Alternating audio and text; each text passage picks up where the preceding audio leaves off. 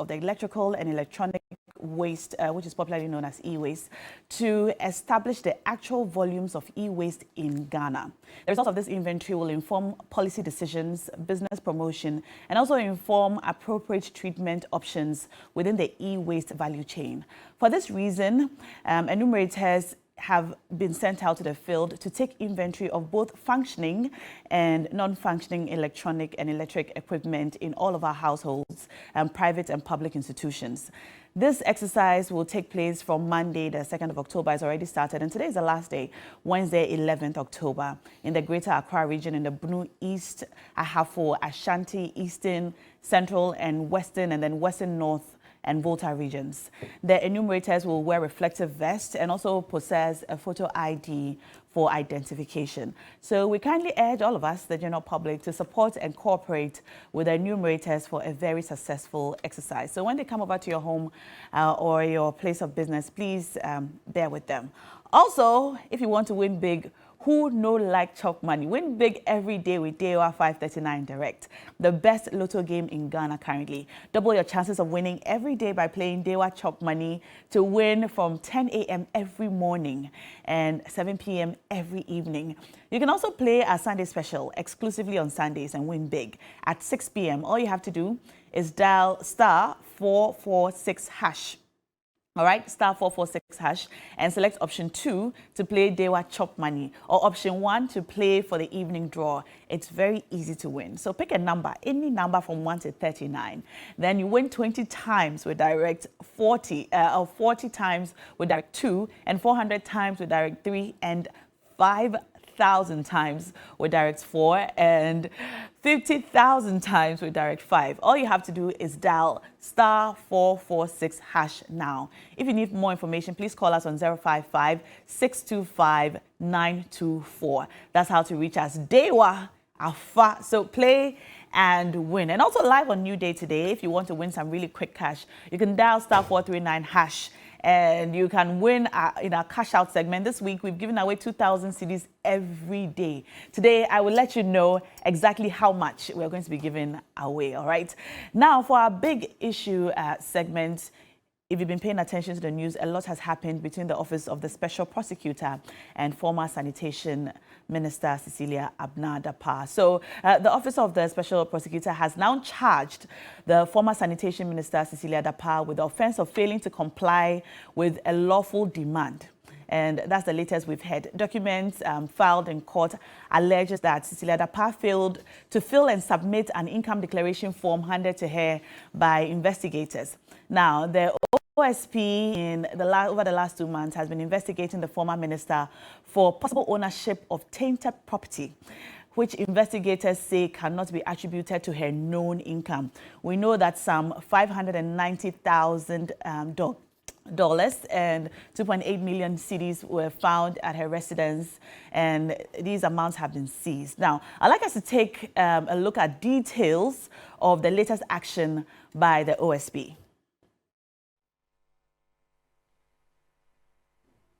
So the latest is that Madam Dapaah has, through her lawyers, filed some processes at the High Court challenging the conduct of the Office of Special Prosecutor in relation to her. And so she makes the point, first and foremost, that as far as she's concerned, she believes that the OSP's decision to re-seize her money and also proceed to freeze her account once again were unlawful. In the context to this, like you recall, some weeks back, the High Court did give an order for the Office of Special Prosecutor to release $590,000 as well as 2.8 million cedis that they had seized during a search of her residence. Now, you recall that when she went over to the Office of Special Prosecutor, the money was given to her. When she got to the car park, she was asked to come back to the office, at which point the money was seized again. And the interesting thing is that we know that the case is coming up in court tomorrow. This is a fresh action entirely in which she's saying that conduct of the OSP is arbitrary, is unlawful, and is contrary to the power that is granted the Office of Special Prosecutor. So as a result of that, she's asking the court to order the Office of Special Prosecutor to release the money that was seized and also to unfreeze her bank account. She's also interestingly asking for an order prohibiting the Special Prosecutor from continuing the investigations of herself And so she doesn't want to be investigated by special prosecutor anymore and asking for any other order that the court may deem fit. And the interesting thing about all of this is it's coming at a time when the OSP just what the news we gave our viewers already is the fact that he has decided to file charges against her in relation to a failure to complete an income declaration form. And so a lot has been happening. There's a charge against her. She's filed an injunction to prohibit him from further investigating her. We're going to be discussing all of that and more. You can reach us via Twitter handles with the hashtag TV3 New Day. Would love to hear from you. I'm joined in the studios now by our guest, Kofi Adams, Member of Parliament for Boeing constituency. He's here with us, came very early. And also Kingsley Amakwa-Boydu, Member NPP Communications Team and also private legal practitioner. Gentlemen, you're welcome. Thank you very much. How are you doing? Very well. Now, I'm sure you've been following this matter very closely. First of all, Kofi Adams, what do you make of this back and forth between the Special Prosecutor and Cecilia Dapaah? Well, good morning to your viewers. The back and forth is... you should expect her to put up a fight, as inconsistent as the fight may be, with the stories changing right from the word go till now. You expect her to try to fight back. And I do know that the special prosecutor, the Kisia Jabin that I know, would also want to fight to prove that he doesn't just get out there to do things that must not be done. And so let's wait and watch what happens. I only pray that our courts would be the courts that we have known then when it comes to matters such as this, and that they will not be coerced either by the prosecution or the defense side to fall on their side, and that they will act and act justly. I'm surprised that Cecilia Dapaah or her lawyers will get out there suggesting that the re-seizure of her money and the application for her bank account to be frozen, or the OSP freezing her account, was illegal. I don't see it that way. Because clearly, what went to court, it wasn't like the whole matter went through trial and it concluded. The court only said, the OSP's office, when you seize cash, you have within a certain period to apply for confirmation of those seizures. And that, according to them, considering the date, the first date of seizure, and the date the OSP went to court, he did so outside the legal stated period. And so the court had ordered that you should give back and you have to then do the right thing. So what he did is to obey the court's order. And do the right thing. And do the right thing. So now I reseize and I apply within the time. It's not like the whole thing went through a trial process and was concluded and you are retrying the person. So I'm so surprised that they will go on such a tangent. I sit here, I'm not a lawyer, but I clearly will understand that this is what it is that the OSP's office is doing. And so, I don't, maybe my colleague here who is a lawyer will help. He may know more. He's an insider person, so he may know. He's an insider person, like he works at the office of the OSP. Not necessarily OSP, but he relates more with government persons, and possibly maybe he will have more access to Cecilia Dapaah and possibly her lawyers than I will do on any day. On any day, the person involved would prefer speaking to someone who speaks for government that she belongs and a party she belongs than me on any day. on any day. So it is on that point that I feel he may understand what exactly is in their minds, what is the strategy that they are involved in. They are concerned that the special prosecutor is a little, to use this word very carefully, obsessed with the matter, you know, because in the exercise of discretionary power, I think the Constitution states clearly that you must not act in a way that appears biased because of personal dislike or, you know, prejudice or act outside the scope. I will not even let you in. So far, I have not seen any indication that there's so much special interest in this matter. I have not seen any bias in this matter. Mm-hmm. I have so far not seen that at all, because what is the office set out to do? We set that office up to help fight corruption, especially involving high officers, because the thinking was that the Attorney General also doubles as Minister of Justice. And so he sits in cabinet, sometimes advise these ministers, advise the president, and so there's that friendship and some commonality, some relationship with colleague appointees. Okay.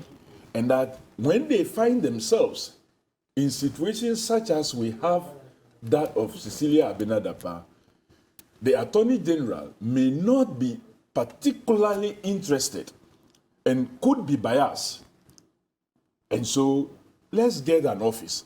There were some who even thought that let's decouple the Attorney General's position from the Minister of Justice so that he could be independent fully and be able to do. We haven't done that. So this OSP thing came up.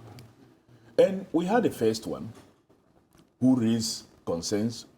He left finally. Now we've had the second one who equally is raising concerns but doing the bit that he can also do. Okay.